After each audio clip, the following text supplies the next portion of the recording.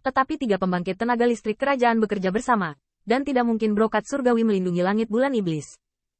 Bulan iblis yang tidak bisa dihancurkan sedang berlari dengan panik, tetapi melihat bahwa Wei Lingtian telah mengambil kesempatan itu, dia tiba-tiba mengangkat bendera pertempuran dan menyegel bulan terang yang tersembunyi di bawah terik matahari. Menyebabkan bulan iblis yang tidak bisa dihancurkan kehilangan kesadarannya. Namun meski begitu, Yao Yuekong masih bertahan sampai akhir. Bagaimanapun, kekuatan tempurnya dalam pertempuran ini dapat digambarkan sebagai puncak. Dengan pedang bundar bulan darah di tangan, tentara kaisar menyapu, dan setiap pukulan akan membunuh darah yang tak terbatas. Dengan cara ini, pasukan kaisar horizontal dan horizontal, bahkan kaisar Yuantian hampir tidak dapat menggoyahkannya dengan telapak tangan kaisar. Serbuan kuda, tinju yang dapat menghancurkan langit dan bumi dapat bertabrakan dengannya, membangkitkan kekuatan kaisar, membuat gunung dan sungai gemetar, dan matahari dan bulan pecah. Yao Yuekong terjebak dalam dilema saat ini, dan tiga pembangkit tenaga listrik kerajaan bergabung untuk menyerangnya. Bisa dibayangkan bahwa bahkan dengan pedang bundar bulan darah di tangan, mereka masih dirugikan. Meskipun dia tahu bahwa kontrak Qin Yichen dengan surga dan berat dari nasib buruk itu sudah cukup untuk ditukar dengan Yuan Tiandi. Namun, Kaisar Yuan Tian juga menemukan masalahnya, dan bahkan memahami keterbatasan bulan terang di telapak tangannya. Pada saat ini, dia dapat menukar Qin Yichen, tetapi setelah pertukaran, dia tidak menghadapi Kaisar Yuan Tian sendirian, tetapi juga Permaisuri dan Kaisar Shen Xiang. Selama Kaisar Yuan Tian menghentikan tangannya sejenak, Permaisuri dan Dewa Gajah akan dapat merobek Qin Yichen menjadi beberapa bagian. Memikirkan hal ini, Yao Yuekong hanya mengertakkan giginya. Bulan terang di telapak tangannya tidak lagi digunakan untuk mempertimbangkan Qin Yichen, tetapi bersinar terang selama operasi. Bulan seperti air dan lebih seperti banjir. Menyapu langit, satu kaisar melawan tiga kaisar. Wow! Pada saat yang sama, Qin Yichen terbang keluar dari jurang, dan sebuah lubang dilubangi dari bumi klan penenun ilahi, menunjukkan kekejaman dari tinju ini. Cahaya bulan melonjak sedikit, luka Qin Yichen sembuh dengan kecepatan yang terlihat dengan mata telanjang. Dan bulan iblis abadi melembabkan tubuh Taonya. Tatapan Qin Yichen menyapu, dan tempat di mana para dewa lewat seperti pisau. Dan cahaya tajam dari pisau itu membuat kekuatan penjaga tubuh para kaisar berdesir dan sulit untuk diabaikan. Qin Yichen memandang Permaisuri Xia, yang merupakan tuan rumah dari tempat ini, dan kehilangan klan penenun ilahi bisa dibayangkan dengan terus seperti ini. Selain itu, Qin Yichen ingin mengetahui posisi Permaisuri Xia. Di hari-hari ini ketika mereka berhenti di dunia serangga untuk menyembuhkan luka mereka, Yuan Tiandi sepertinya sudah mulai membuat pengaturan. Dan Permaisuri Xia, tidak mungkin untuk tidak tahu sama sekali. Namun, apa yang dilihat Qin Yichen adalah bahwa Permaisuri Xia meringkuk di samping dan terus membujuk kedua sisi. Pada akhirnya, dia tampak putus asa. Dia juga tahu bahwa tidak ada dari mereka yang bisa memprovokasi mereka tetapi hanya bisa berbisik tanpa daya, menjadi 4 kaisar untuk klannya sendiri. Keruntuhan yang kuat, tapi tak berdaya. Di atas langit, Yao Yukong bertempur dan mundur. Semua tempat yang dilewatinya oleh sinar bulan hancur menjadi debu, langit pecah, dan bahkan lubang pun dilubangi. Ruang dan waktu yang rusak akan membawa pulau roh suku Senzi. Gunung dan sungai ditelan. Di antara mereka, Qin Yichen menyempitkan pandangannya. Permaisuri Xia bukanlah intinya. Bagaimanapun, tampaknya Permaisuri Xia tidak bisa menyinggung kedua belah pihak. Terlebih lagi, jelek, kekuatan pertempuran klan Senzi ada di sini, bahkan jika itu benar-benar di pihak Kaisar Yuan Tian. Terlebih lagi, Qin Yichen tidak dapat memikirkannya pada saat ini, karena Yao Yuekong dikepung dan dibunuh oleh 3 pembangkit tenaga listrik kerajaan, dan Wen Qing dan yang lainnya juga menghadapi musuh beberapa kali dari mereka sendiri. Ke anak kedua. Hari ini adalah tanggal kematianmu. Kamu gangster. Klan Kaisar Ke saya tidak memiliki keluhan dengan Anda pada hari kerja. Orang-orang ditangkap oleh Zer, jadi jika Anda memiliki spesies, pergilah ke Zer.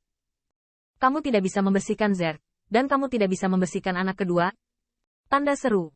Kali ini, Qin Yichen tidak lagi memiliki keunggulan geografis khusus lubang cacing untuk diandalkan, dan kekuatan besar para kaisar tidak dapat berbicara kebajikan bela diri.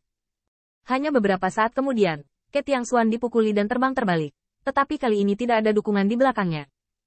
Sosok Ke Tiangxuan sudah agak kurus. Dia memandang kaisar yang kuat di langit. Bagaimana dia tidak bisa menebak rumput dinding ini? Dia sudah berlindung pada Kaisar Yuan Tian. Tetapi dengan situasi berbahaya seperti itu, wajah Ke Tiangxuan memucat. Bahkan, jika tidak ada lubang cacing terakhir kali, mereka sudah tersesat. Kenapa ayahnya belum datang? Tanda seru. Pada saat ini, di bidang bintang yang jauh dari klan penenun ilahi, pelangi ilahi yang menakutkan meledak di langit. Penenun ilahi luar biasa. Jangan buka susunan teleportasi ke Lao Su. Ke Zhen marah. Dia lewat dan melihat banyak tentara surgawi bercokol di langit berbintang, dan menatapnya dengan cibiran seperti itu.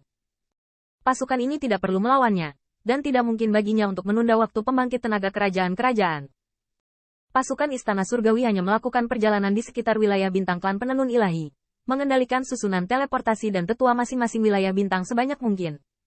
Biarkan dia berteleportasi. Itu hanya lebih jauh dari klan Senzi.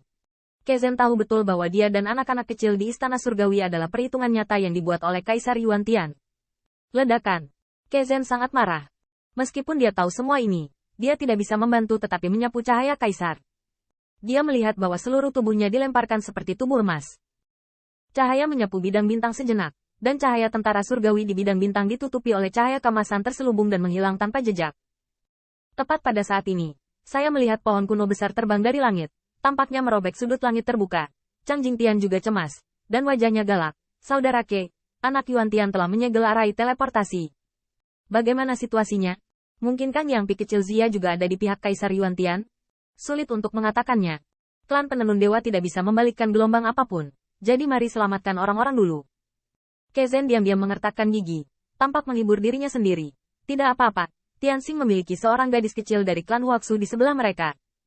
Benar-benar tidak ada cara untuk naik ke langit, dan Anda masih dapat mengundang permaisuri Huaxu.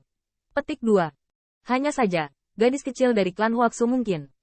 Kezen tahu betul bahwa Tianxing dan yang lainnya sama sekali tidak mau mengorbankan pendamping Hua Daorou. Selain itu, Huaxu dapat mendukung Tianxing, dan Yuan Tiandi memiliki leluhur kulit hitam di belakangnya. Tidak peduli apa itu, tampaknya semuanya ada di tangan Kaisar Yuan Tian saat ini. Hanya kita berdua. Di mana Kaisar Surgawi Selatan? Dia lebih jauh. Tinggalkan dia sendiri. Ayo kita selangkah lebih maju. Dalam klan Senzi, semua pihak dapat menunjukkan kekuatan magis mereka. Ada kota-kota untuk membunuh angin dan seni bela diri, dan pegunungan tinggi serta aliran sungai muncul dari udara tipis. Ada juga pedang kayu dari kaisar yang luas. Siang Sui-Sui. Namun, Raja Surgawi bukanlah orang-orang yang kehilangan reputasi mereka. Mereka melihat layar burung Raja Surgawi Timur, dan bulu burung yang tak terhitung jumlahnya seperti pedang tajam. Mereka menyapu bintang-bintang dan bersaing dengan kaisar luas di langit. Di sisi lain, Raja Surgawi Barat berdiri dengan bangga, dengan kedua telapak tangan terentang, dengan mata ungu berlama-lama di telapak tangan. Ketika kekurangan terungkap di Tiang Xuan Ke, cahaya ungu turun dari langit. Jika Anda tidak membayar perhatian, Anda bisa meledakkan semburan darah di lubang raksasa kaisar.